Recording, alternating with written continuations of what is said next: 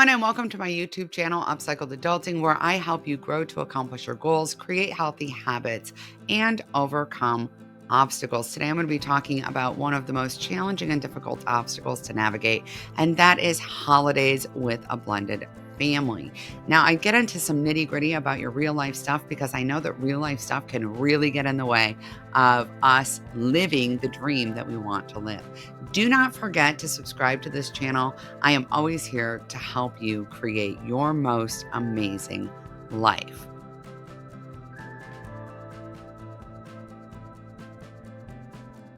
Now, as I said, I'm going to be sharing some awesome tips about how to navigate the holidays when you have a blended family. A little bit about why I know this, or my experience with this, is that I am actually a stepchild. My parents are both divorced. My mom's been married a couple of times since her divorce from my dad. My dad's also been remarried. He has since passed away.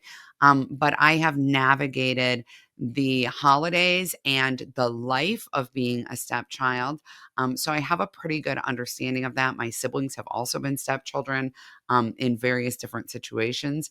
And so I have a decent understanding of the blended family experience from the kids' perspective. But also, I am a step mom.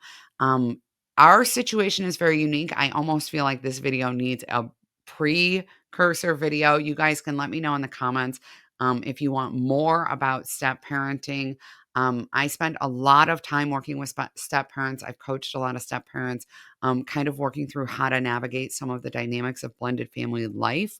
My role in my stepchildren's lives is very different than I advise for most stepmoms, because all three of my stepkids have known me since they were born. My husband and I have known each other since we were children, and they all grew up in my house for a lot of complicated reasons. Their biological mom knows this. She knows I refer to them as my kids. She is very comfortable with that. We have a good relationship, and that is not a problem for us. So before anybody blows up my comments about what I should or shouldn't be doing with my stepkids, please know that it works in the dynamics of my family. This is not actually a traditional situation with blended families. But what I will be talking about today is traditional blended family stuff. So also, for those of you who know me and say, well, it doesn't quite go that way in your house. Yes, our house has a little bit of a unique circumstance. And so I will tell you all right now, as I'm starting off, that we have a different circumstance, and I will talk to you a little bit about where that is and how that works and why it works that way in my family as well, because this might also give you some ideas for your family. Maybe you have a unique situation too. So let me know in the comments if you want me to talk more about step parenting, about my step parenting life, just because you're curious, about my life as a step child, or also about any guidance that I have for step parents. So at any rate, without further ado, let's talk about my 7 tips for holiday magic with a blended family. One, the very first thing I want to talk about is communication. So, if you are in a blended family, you have a partner. It is extremely important that you and your partner are on the same page, okay? Especially if your partner is a biological parent. Even in a situation like mine, where our kids grew up here and I was their primary caregiver, my partner's perception of how things go is very, very important, right? Me overriding my partner when it comes to the children he brought into the marriage is a very big issue and is going to potentially create strain in the relationship.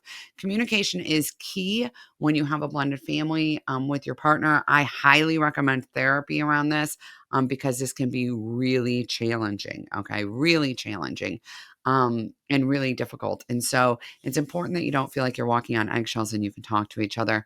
I'm going to suggest that you pause this video right now and get your partner so that you can watch this together and talk through each of these points by pausing throughout, to kind of guide you through creating the holidays that you really want to have.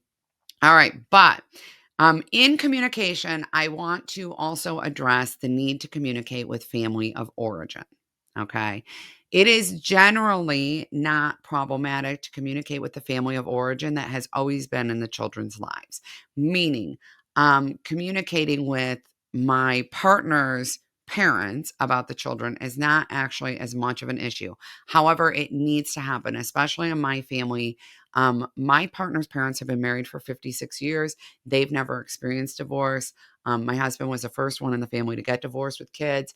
They did not really know how to navigate holidays. They didn't understand things related to visitation schedules and things like that. And so that really needed to be communicated to them. They needed to understand we don't have the kids all the time. Their mom has them sometimes. There are things that we have agreed as a family are off limits, right? As I'll get into later, but things like this is mom's tradition and mom's doing this. In our family dynamic, this is one of the things that's really unusual about our family. My husband's ex does not have other children. We do. They had a long-standing tradition when they were married that the kids always went to his parents' Christmas Eve party because he celebrated on Christmas Eve and then did Christmas Day with her family for dinner. And to keep things the same, and also because I had another child in the picture, we actually maintain that schedule. We still maintain that schedule to this very day. So every single year, the kids were always with us on Christmas Eve. They always went to the in law's house on Christmas Eve, and they always woke up at our house on Christmas morning and then went to their mom's house. This is highly unusual. Okay. I'm going to say I've never heard of this before. 99.9% of the time, you alternate who has the kids on Christmas Eve and who has them on Christmas Day. That is the situation with my brother's visitation. That is the situation that I had as a child. And so, as we go into me talking about what we do in that situation, that's the framework we're going to be working with. Okay. But communicating to your parents that even though the kids have always been there on Christmas Eve, it's going to be every other year now might be really important, especially if your parents have never been divorced with kids or if you're the first one who's had this situation. In addition, if you have a 50-50 custody arrangement, you should assume that the people in your family who are of older generations have never seen that before and really don't understand it. Make sure that you communicate with them. If you are the step parent, it is essential that you communicate what you want related to your stepchildren in your family for the holidays. Okay. It is an absolute 100% deal breaker for me for my stepchildren to be treated differently than my biological children. Period. Hard stop. As a stepchild, I was treated very differently in all of the step families.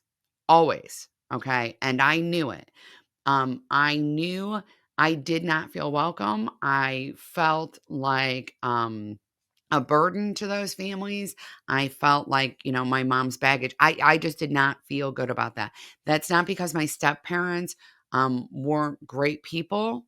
A lot of my step parents were absolutely amazing. I still love them and have close relationship with them now, but it was not as common. And still a lot of times the family has a hard time knowing how to navigate it, right? You're figuring it out, they're figuring it out. And so making it really clear to them things like, I expect the Christmas budget for gifting to be the same for all of my kids, whether they're my biological kids or not. I expect all of my kids, when they're here for the holidays, to receive a gift, okay? Or for none of them to receive a gift. I don't want any inequity. I expect them to all be treated blank way. I expect them to, right? This is really, really important. And if you don't, that's okay too. And it's really important as well to communicate what you expect to have happen when the kids aren't there. So in my family, my stepchildren were never there on Christmas Day for dinner, meaning my family never saw the kids for Christmas because of this arrangement that we held to. By the way, that was the downside of this arrangement that I've never actually had Christmas with my whole family. My family's never had them there. However, when our kids were young and when they were giving gifts, as my kids were actually all younger, right? They would send gifts home always with us for the stepchildren. Okay. This was an expectation that was very clear in my family. All right. We're coming to Christmas. 3 of my kids aren't with us, but they're still part of my family. All right. So if you're getting gifts for the 2 that I'm bringing, it's also important that you get gifts for the other 3. It's not just because they're there and you want them to have something to open. So that was my guideline for my family. Yours might be different, but whatever it is essential that you think about it and that you communicate it, okay? And it is not about your family thinking that this is fair or reasonable. This is how you choose to blend your family and care for your children, okay? You are not looking for validation. You are not looking for understanding. This is not a point of negotiation. This is no more a point of negotiation than any other parenting decision that you make. Okay. This is what we want for our family. That's it. If people cannot abide by this, if they cannot respect this, then you have to make the choice to protect your family unit, meaning all of the kids in your family. Okay. It is not a good thing for your biological children to see this either. Okay. Kids are pretty black and white about family loving each other. And when they see their siblings not being treated in a way that they feel is fair, or they see you not being respected as a parent, it makes them feel destabilized and not safe in the family unit. So it's not like it's great for them either, right? It's not a good thing for anybody really. So communicate what you need and do not look for validation. Do not explain yourself. Just communicate what you need and create boundaries about that need or that expectation. All right. Number 2 is to is related to traditions. Okay. So I just explained to you that because these traditions about events were standing in our family, we kept them the same. This is very uncommon. I would not expect anybody to keep the schedule the same. That is really, really unusual. I have always been grateful for the gift that is all 5 of our kids waking up every Christmas morning together. That is not typically how that works. I am going to talk about how to navigate that when it's not how it works in this video, because I do actually know that from when I was a kid. But in other ways, I feel like traditions are sacred, okay? And so I very strongly feel that it is not okay to take over the family tradition of the other parent. However, it is important to have traditions. All right. Now, what do I mean by that? So, I have a family tradition that is baking cookies. That is a tradition from when I was a kid. It actually came from my best friend's family. It is really the only tradition that I have. Okay. That is my tradition, right? I did that with all of our kids. About, I want to say 10 years into our marriage, my husband's ex-wife decided to start baking cookies with the kids. And in the last 2 years, she's decided to start doing it with the grandkids. That's really hard for me. That's problematic for me because to me, that's my tradition. She has traditions from her family that I've respected for her to do with the kids. Okay. So, as much as possible, we have tried to respect the other person's traditions. Okay. Meaning, I try to not do things with my stepkids that I know are her family's traditions that I know she's going to want to do with them. All right. I do things with them that are my family's traditions that I want to do. And when we both have the same traditions, the way that that works is in instances, for example, if I say I want to decorate ornaments with my kids, I want to do Christmas crafts, and she used to do that growing up too. Let's say we both had that as a tradition growing up. What would happen there is I would do that with our children, meaning our 2, while the other kids are at her house doing that tradition with her. Okay. So I wouldn't do that with the stepkids. I would let her do that with them. And I would do that with my kids while they're gone. Okay. While they're gone doing it with their mom. So as much as you can line this up, the better, right? So then they all get to do Christmas crafts that weekend. The stepkids are doing it with their biological mom. My kids are doing it with me, right? That works. Also, always be willing to double up your traditions because you don't need to, it's important that you not skip doing traditions just because the other kids aren't there.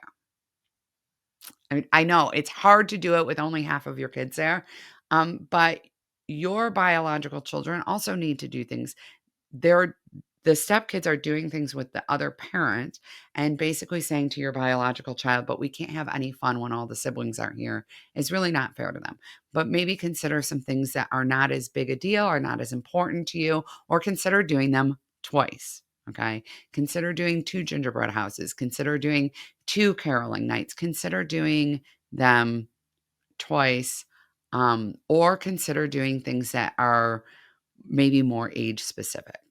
Okay. So like in our family, our oldest kids are our stepchildren, and then we have younger kids.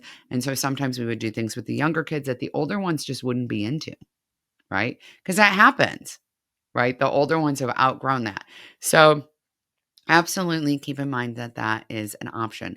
So create traditions with the kids. So it matters. When I was growing up as a stepchild, because of this back and forth thing, we actually didn't have very many traditions growing up. And I always was bummed about that. So create traditions. It doesn't have to be a ton of them. Okay. But in the creation of these traditions, respect the traditions of the other parent. And let's not get into this thing where we are, kind of competing with the Christmas tradition. If you don't have kids of your own yet, and it is a tradition of the other parent, please let them do it. Okay, please let them do it, rather than you doing it. Um, I know that it may be hard because there are kids in your home and you enjoyed that as a kid, but it is a space of just being like, I know that this is their other biological parents' deal. Okay, this is their thing from when they grew up, and they should have the opportunity to pass that on to their kids, just like their mom passed that on to them. And those actually, they are the parent. So I'm going to allow that. I'm going to make space for that. I'm going to step to the side. As much as I would love to make the cookies with them, um, I'm not going to take that space, right?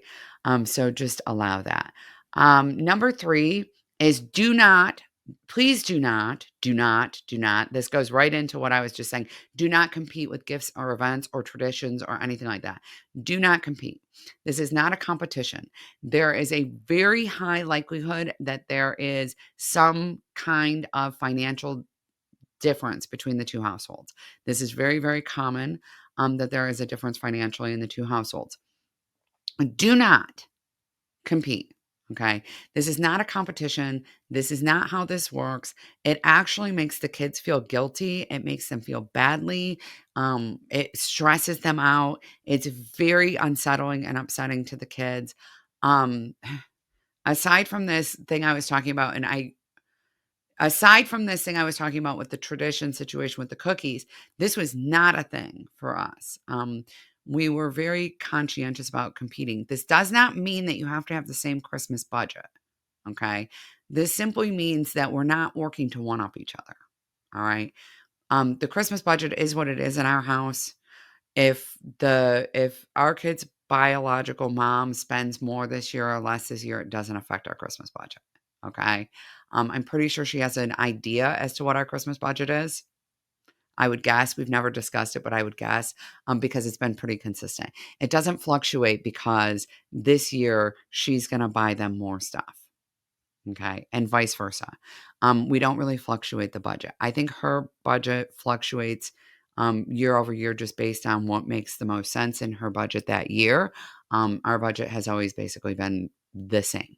We've had a couple years where we decided to expand the budget for various reasons or to decrease it slightly, but it's generally pretty much the same. Um, we don't really compete with each other gift wise. Okay. We do different things. We're into different things. Many, many years we've worked together to collaborate about what we're getting the kids, in fact, especially as they're adults. So, for those of you who are watching this and you're in blended families and you're at this point and you're like, oh my gosh, this is so exhausting. I can't wait until this is over. Okay. Let me just tell you, it's never over. Our kids are 20 to 30 years old now. The kids we share are 26 to 30 years old now. And this is not over. Two of those kids have children of their own. So we are now grandparenting together. It does not end. So when they, as adults, when they were moving into their own houses and they would give us matching Christmas lists that they wanted a Keurig or an Instant Pot or whatever, we would just text each other and be like, "This is what I'm getting. What are you getting?" And it wasn't for the purpose of competing. It was for the purpose of creating clarity, not getting them duplicate gifts, them not being in a situation where they're like, "Whose do I take back?" And, we just don't want to do any of that kind of stuff. So do not compete. Okay. Do not compete. Do not ask. It is, do not tell your children that they're not allowed to discuss what they got from their other parent. In our house, this got a little bit complicated because as our kids got older, and I remember this as a child, like I actually remember one of my siblings saying, I wish that my parents were divorced too, so that I could have two Christmases and get more presents. Okay. This happened in our house too. This is not an uncommon thing. The excitement of that idea to younger kids is very real, especially if you have a civil and good relationship where it's not always fighting and they see this being a really nice perk, right? Your parents still get along and you can still do things with both parents and blah, blah, blah. But this is okay. Here's the deal. So we would tell our kids that they get to live with both of their parents all the time. They don't have to go back and forth. They don't have to have two houses. That's really inconvenient. It's really stressful. Whatever they get for Christmas is with them all the time. Okay. They don't have to take it back and forth. They don't have to worry about forgetting it. There's way more perks of the parents being married than there are of them being divorced and getting two Christmases. This is a one time thing. Okay. But you have to be away from your favorite gifts a lot of the time, or you forget to take them back and forth, and that's really tough. You have to be away from one of your parents half the time. That's really tough. Please don't make your stepkids not talk about what they did at their other parents' house. Okay? We're not competing. And the kids aren't competing with each other. Like the stepkids got more presents, and that's not fair to my kids. We got the same number of gifts for all of our kids. Okay. We're not having them compete with each other. Our stepchildren obviously got more gifts because of this. But they also had to live separate from one of their parents all the time. All right. I don't even think it's a close to equal trade. So, and as a stepchild, I have to tell you, I don't think it's a close to equal trade. There was no part of me growing up, and my parents actually needed to get divorced. I'm so glad my parents got divorced. I cannot tell you how happy I was, even as a child, that my parents divorced each other. And I was like 6 when they split up. And I was like, thank God these two aren't together anymore. Um, but it did not make my life easier. And I wasn't like, yay me, I get 2 Christmases. I would have much preferred that my parents had a healthy relationship with each other, and we could have lived with both of our parents. That's what I would have preferred. Um, Kids are not dumb, okay? Please don't get extra gifts for your biological children because to make up for the extra gifts that your stepchildren get at the other parent's house. This is not a competition at all. Number 4. Okay. This is a big deal to me. Okay. Big deal. Santa goes to both houses. Okay. If you do Santa, please have Santa go to both houses. Now, listen, you cannot control what the other parent does in their house, but hear me out on this. Okay. This was always really challenging for my mom because my mom always did Santa. Whether we woke up at her house or not, my mom did Santa. And when we were little, my mom was like, all of all of the all of the good gifts, all of the toys, okay, come from Santa. I have to get you all the practical stuff and your dad gets to get you toys. Okay? My parents did not get along. I do not recommend this. The way that my parents navigated this situation and knowing that as a kid was really stressful for me. When I knew about Santa, as soon as I found out about Santa, I found all of this out, which was really stressful for me. Please don't do that. But please hear me out. If both of your houses are your child's home, if you want your child to think of both of those houses as their home, okay, please have Santa go to both houses. Okay. In my little brain as a child, the reason why Santa didn't go to my dad's house is because that wasn't my home. Okay. Please hear what I am saying. The reason Santa didn't go to my dad's house is because that was not my home. I didn't have a home with my father. Okay. Now, saying that out loud nearly brings me to tears. That's really messed up. If you do Santa, Santa goes to both houses. Please, please, hopefully this was a tradition that was existing in the marriage that in that house. Please navigate that the same way. I understand that you might want to navigate I understand that you might want to navigate Christmas different with your children. I have that too. That's really hard. Okay. The traditions related to Christmas predate me, related to how many gifts does Santa bring? Does he wrap them? Does he not wrap them? How do they show up? Right. All of that predates me because my oldest stepchild was 7 and my child was a baby. Okay. So that all predates me. As much as you possibly can, please, if you already have children, if you both already have children, please merge the tradition. Okay. Please tell the kids that you wrote a letter to Santa, you went out for cocoa with Santa, and you told him that now that all the kids live at your house, this is how you're going to do it because Santa always follows the parent rules, of course. Okay. And create a consistent way. If there are already traditions existing and you don't have children or your children are so young that they don't remember those traditions, please consider just switching. Please consider just switching. It's okay if Santa's done a little bit differently at both houses because again, we can always say we emailed Santa, we had cocoa with Santa, and we told Santa, and Santa does it according to the house rules at each person's house, at each parent's house. But Santa needs to go to both houses. Okay. If your partner, if your ex, if your partner's ex is unwilling to have Santa go to their house on years that the kids don't wake up there on Christmas Day, okay, then it's important to just communicate, let them communicate it. Let's just say, let them communicate it. But for you and your home, please always have Santa come for your kids. If you want your home to be your child's home, for your child to consider that their home, Santa comes there because Santa knows your kid lives there.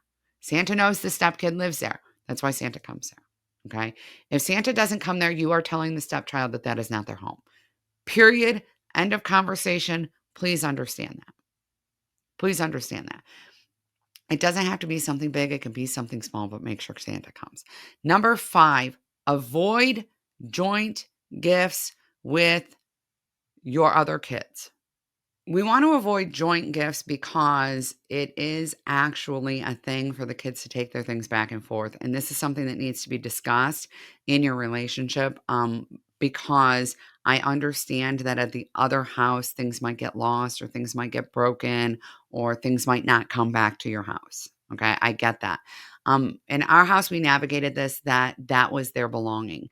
Part of the reason we did that is because when I was growing up, this wasn't allowed. We weren't allowed to take things back and forth, and that was really hard for me personally. If I had, which means I had to ask for the same thing at both houses, okay? Because I couldn't just take my baby doll stroller from my dad's house to my mom's house to play with my baby doll. My mom had to get me a stroller too. I had to have 2 of them, right? And my parents actually both had financial challenges. Okay. I grew up in a home that had a lot of financial strain. And so this was really hard for them to do, to have these duplicate gifts. And so we always have allowed, and by the way, this helps eliminate the gift competition if you do this. We allow the gifts to go back and forth between the 2 houses. And what that means is you want to avoid joint gifts with the kids who only live in your house. Okay. So, for example, if you have a stepson and you have a biological son and they're 2 years apart in age, okay, and you want to get them, say, a bike that they're going to share, all right, that could potentially be a problem. If you have a daughter and a stepdaughter, they both love Barbie, you want to get them the big Barbie camper, okay, that could easily be transported back and forth. All right. That's potentially a problem. Please don't get that as a joint gift. All right. If you do, it needs to be communicated that that is something that can't go back and forth. It's not really fair to the child that you have in your home all the time for their gift to be taken away from them half the time. It's not necessarily fair to the stepchild either. Okay. And so it's important that we are really careful about not getting joint gifts. And if at all possible, please consider saying that thing that you got for Christmas or your birthday is your property. It belongs to you. So if you want to take it to the other parent's house, you can. In our family, we had something called the no replace rule. So if it got lost or it got broken at the other parent's house, they didn't get a new one. That's how that works. So then it wasn't ours to navigate or manage. Obviously, when they're young enough that we're still packing their things for that house, we simply did not pack things that we did not feel were the best idea to go there. And that's okay too, right? But when they get a little older and they're like, can I take my new Barbie to the other house? Yes, it's your Barbie. You can take your Barbie. Of course, it's your Barbie. So that is that. Number six, um, make arrangements when you're going to be alone. Okay. Please make arrangements. Discuss this now. What is the plan? First of all, if your children wake up in your home and the stepchildren wake up at the other parent's house, your children can open their presents without their siblings. Okay. This is very important. As a stepchild, this happened always with my siblings, with my half siblings. This always happened. Okay. And by the way, in my family, we don't refer to each other as half siblings, and that can also get confusing. So I don't do it with my kids. Um, Aside from when I'm specifically talking about step parenting, you will never hear me refer to my stepchildren as stepchildren. And this doesn't happen in my family. So aside from clarity in this video, you'll never hear that either. You'll hear me say sisters, brothers, whatever. You'll never actually know which ones are fully biologically related. But growing up, this happened. Okay. Um, and it was fine. I was fine, just so you know. I was not upset about it. I'm sure my siblings might not have, like, it wasn't the most fun thing in the world. It was a bummer that I didn't get to open my presents every single year with all of my siblings. But y'all, that would have been impossible. Okay. My dad has a child from his marriage. My mom has children from their marriages. I have siblings that aren't even related to each other. Okay. And in some circumstances, they wouldn't even know each other. Okay. Because they're from both sides. And that means that that's not an option. Okay. It's not an option. I never would have expected my parents to spend Christmas morning together with their new spouses and children and etc. Never would have expected that. If you can do that, you go for it. But it's very, very rare. It's about as rare as the thing that I have the kids, that we have the kids every single Christmas morning. It's that kind of rare. Okay. This is not something that is an expectation, especially if the kids are young, right? This is a little different if you're all adults. Like if all the kids are adults and then there's a marriage that goes on, this might be different, but this is uncommon with little kids. Let them open their gifts. If you are alone because, and I say this in part because this is happening in my family right now. One of my kids lives on the other side of the country. She and her daughter's father are split. This will probably be the first Christmas that she will likely wake up in her home without her daughter by herself on Christmas morning. Okay. If that is you, if you and your partner will be waking up this year, you won't have your stepchildren, you don't have children living in your house aside from your stepchildren, then what needs to happen is you must, please, make arrangements. Make arrangements to do something. Make arrangements for what happens on the mornings that you're alone. Do you have brunch together? Do you curl up on the couch and watch Christmas movies? What do you do to make Christmas morning special when your children don't wake up in your house? This is vitally important. Do not wait until it happens. I'm going to tell you that waking up on Christmas morning without your kids is is really hard. Okay?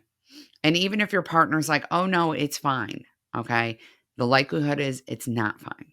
So make a plan. We're going to sleep in. We're going to watch Elf. We're going to eat, you know, pancakes and French toast and waffles. We're going to have mimosas. What are you going to do? Okay. What are you going to do on Christmas morning to make it special while you're waiting for the kids to come home to start your actual Christmas? All right. Number 7.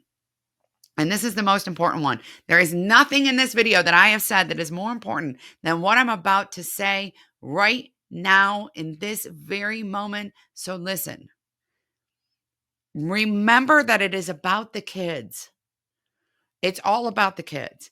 In a blended situation, in a blended family situation, it is always about the kids. Listen to me. It is always about the kids.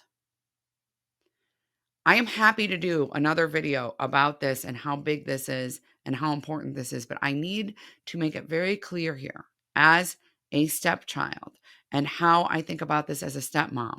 Okay. No one asked me. No one asked me. And even if you did ask, okay, that's not a real choice for a child. That's kind of like asking for the dad's blessing. Like now it's just like a nicety. It's not like the dad can really say, no, you can't marry my daughter. Nobody asked me. Nobody asked me before my parents got divorced. Nobody asked me before the step parents were brought into the situation. Nobody asked me before people started having other kids. Nobody asked me. And nor should they. These are grown up things that grown ups navigate. Okay. You, the step parent, you had a choice and you still have a choice about whether or not to be part of a blended family. But the kids don't. And they never did. They never did. It is your job as the adult to make this as good as possible for the kids. Okay? It is your job as an adult to understand that when you're part of a blended family, that means more compromise, means more sacrifice. It means more challenge. Okay? If you are watching this video and you are not currently in a long-term committed relationship, but you are thinking about becoming a step parent, this right here should give you pause. Okay? It is a whole different level of sacrifice. And if you know other people who are step parents and they're doing this and they're doing it well and they're putting the kids first, please go out there and tell them what an amazing job they're doing. Because especially for stepmoms, nobody else is doing. All right? But it is your job to prioritize the kids. It does not actually matter what the ex is doing. Okay? We're not going to go through 1 through 6 and say, well, the ex isn't doing that, so screw her. I'm not going to do it either. This isn't about the ex. This is about the kids. You can't change what the ex is or isn't doing. Okay? I could not change it when my husband's ex-wife decided to start a cookie tradition with my grandkids. Okay. By the way, she and I have talked about this since. Just so you all know, she and I have talked about this since. I've been married to my husband for 22 years. We can have some conversations like this, but I could not control that. But I will tell you what I didn't do. I didn't take one of her traditions to get back at her. I didn't put the kids in the middle of this. I didn't say to the now adult stepchildren, how could you do this? I did not say, this is my tradition. She can't do that.